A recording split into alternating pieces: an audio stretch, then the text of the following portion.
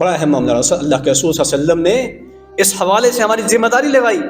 آپ نے فرمایا کہ جب مرو اولادکم بالصلاۃ، فرمایا کہ اپنی اولاد کو نماز کا حکم دو، اپنی اولاد کو نماز کا حکم دو.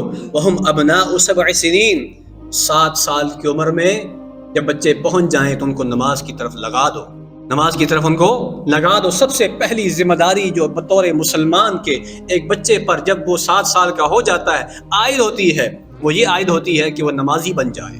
ابھی اس سے دیگر مطالبات نہیں ہو رہے کہ تم نے جہاد بھی کرنا ہے، تم نے جناب زکوٰۃ بھی دینی ہے، تم نے جناب اپنے رمضان کے روزے بھی رکھنے ہیں. وہ تو بات کی بات ہے، وہ تو بلوغت کی بات کی باتیں ہیں. لیکن سب سے پہلی جو ذمہ داری کلمہ پڑھنے کے بعد ایک مسلمان بچے کے اوپر عائد ہوتی ہے جب وہ 7 سال کا ہوتا ہے کہ اس کو نماز پر لگاؤ. اور پھر آپ نے کیا فرمایا؟ آپ فرمایا وَضْرِبُوهُمْ عَلَيْهَا وَهُمْ أَبْنَاءُ 10 سنین. فرمایا کہ جب وہ 10 سال کے ہو جائیں پھر بھی نماز نہ پڑھیں تو پھر کیا کرنا ہے؟ کیا کرنا ہے؟ پھر ٹافی کھلانی ہے، چاکلیٹ لے کے دینی ہے؟ فرمایا مارو ان کو.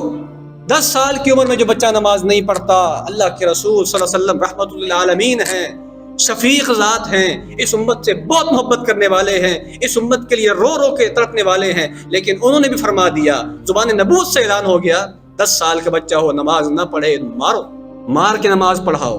صرف نماز کے بارے میں مارنے کا کہا گیا، ہم دنیا کے ہر مسئلے میں مارتے ہیں. میری بات نہیں مانی، کھانا نہیں کھایا مارتے ہیں، انڈا نہیں کھایا مارتے ہیں، ناشتہ نہیں کیا مارتے ہیں، اسکول نہیں گیا مارتے ہیں. نہیں مارتے، نماز نہ پڑھنے پہ نہیں مارتے. ایسے ہے کہ نہیں ہمارے معاشرے؟